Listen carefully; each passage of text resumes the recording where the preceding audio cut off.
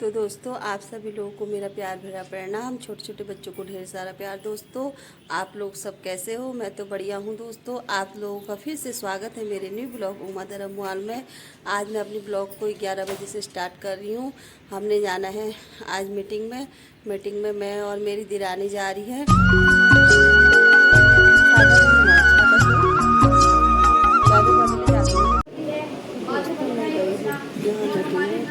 कुछ इस तरीके से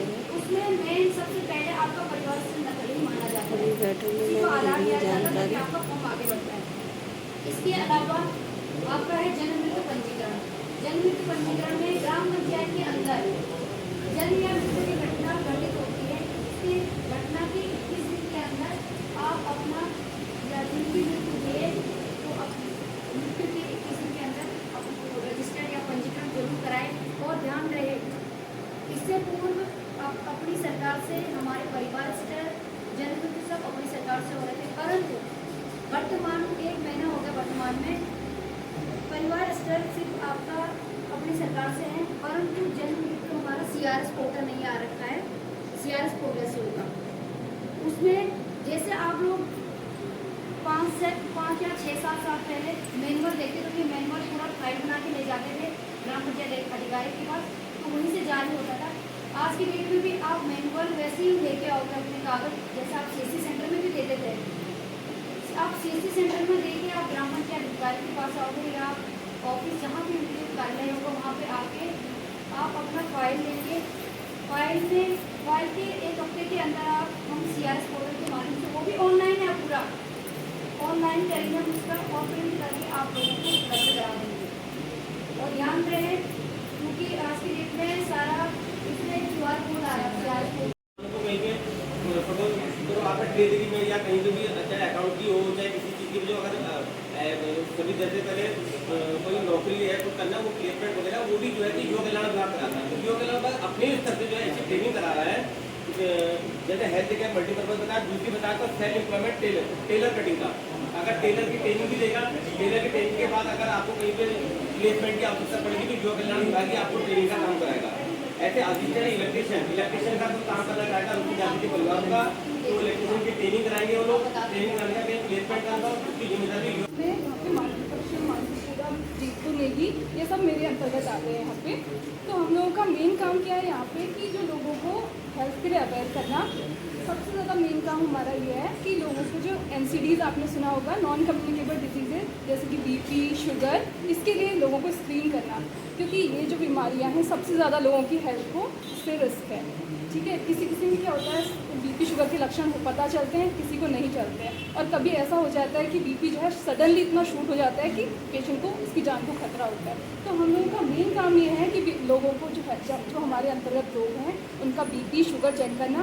अगर वो पहले से मतलब ट्रीटमेंट ले रहे हैं तो ठीक है, नहीं ले रहे हैं, उन्हें पहले से कुछ पता नहीं था, अगर उनका BP शुगर बढ़ा हुआ आ रहा है तो उनको भेजना ताकि वो टाइमली ट्रीटमेंट ले सकें। ठीक है, तो हम लोग यहाँ पे फ्री का BP शुगर सबकी फ्री जांच होती है हमारे सेंटर पे, और हम लोग कैंप भी लगाते हैं।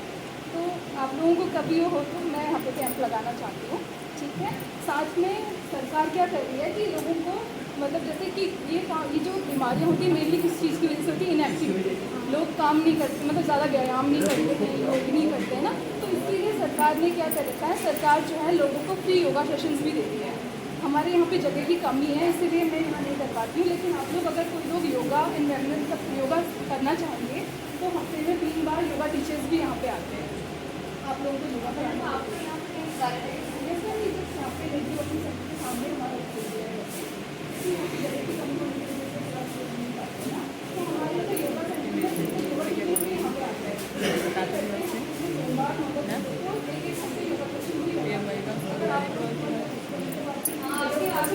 या फिर आप लोग कभी आ पाए, आप लोग डेली अगर मतलब योगा करना चाहेंगे तो कहीं भी जगह आप हमको दिलवा देंगे तो हमें जैसे कहती कि यहीं पे आ जाओ, आप लोगों को 3 दिन योगा करा देंगे। और बाकी आप सरकार की ओर से क्या हो रहा है आजकल, आपका ID Ayushman Bharat health account, इस इसका मतलब ये है कि जैसे आप लोग अपनी आभाईडी बनवाएंगे ना, तो इन फ्यूचर सरकार का ये काम है कि वो लोग हर चीज़ को पेपरलेस कर सकें, हर काम को पेपरलेस करें, डिजिटल हर चीज़ हो। इसीलिए वो क्या करें, आभाईडी बनवा रहे हैं, आयुष्मान भारत हेल्थ अकाउंट। तो उसमें आप लोगों को क्या करना है, अपना आधार जो है अपने फ़ोन से लिंक करवाना है और आभाईडी बनानी है। इससे क्या होगा, जैसे आप जब हॉस्पिटल जाएंगे ना, जब आपका रजिस्ट्रेशन हॉस्पिटल में होता है, तो उस टाइम पे क्या होगा, आपका ये आधार नंबर भी वहाँ लगेगा। तो इसमें जो आपका ट्रीटमेंट चलेगा, जो आपकी इन्वेस्टिगेशंस होंगे, वो सारा डेटा, जो आपको ट्रीटमेंट जो भी चलेगा मतलब, वो सारा डेटा इस आभाईडी में सेव हो जाएगा। जब आप इन फ्यूचर हॉस्पिटल दोबारा जाएंगे तो आपका सारा डेटा उसमें आपको मिलेगा। तो आपको अननेसेसरी पेपर्स कैरी करने की ज़रूरत नहीं है, कोई पेपर खो गया उसकी कोई चिंता करने की ज़रूरत नहीं है। ठीक है, तो आप सब लोगों से मेरा अनुरोध है कि आप लोग अपनी आभाईडी बनवाएं।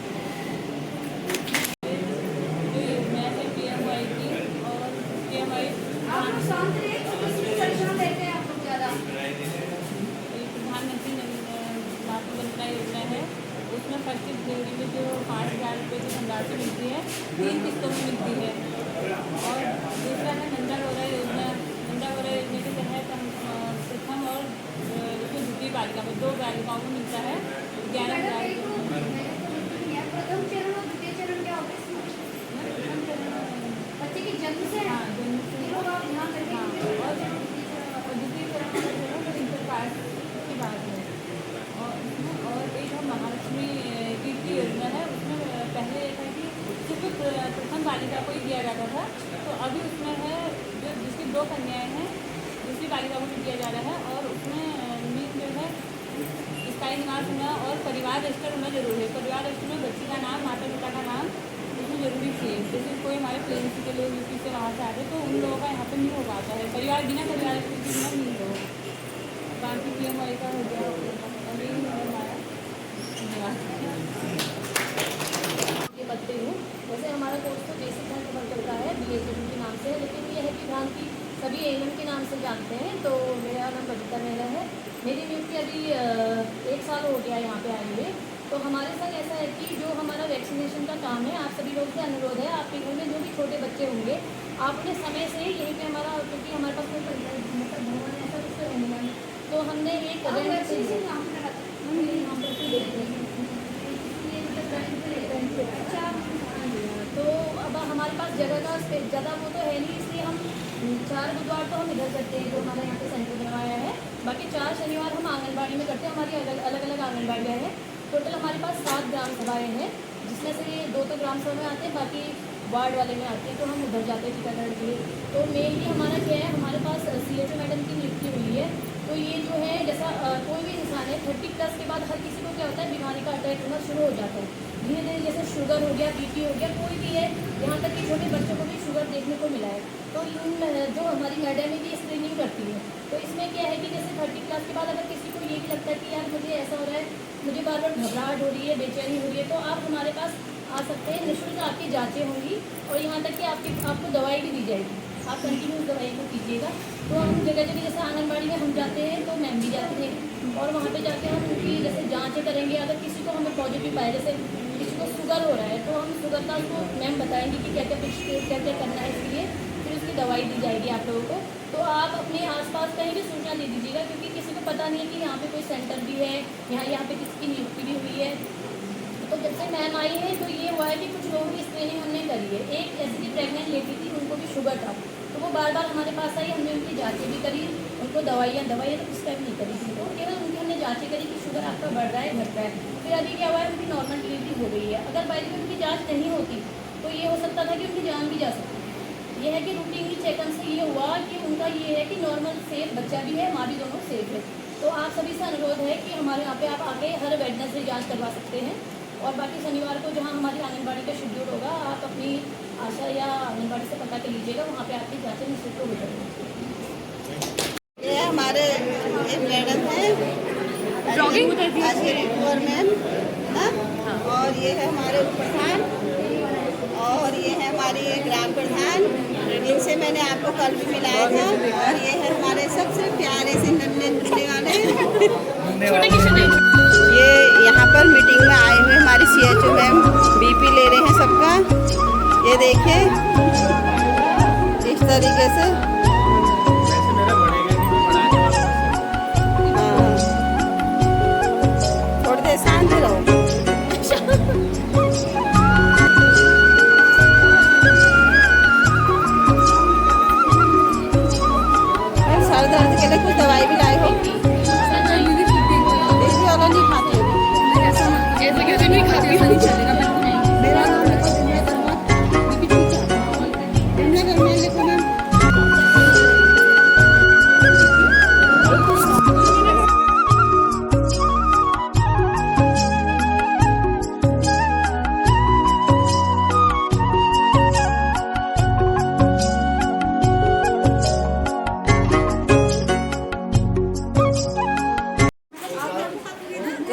यहाँ पर मीटिंग में आए हुए थे, खुली बैठक में। यहाँ पर मीटिंग खत्म हो गई है और सब लोग जाने लगे हैं। ये है हमारी सुपरवाइजर मैडम,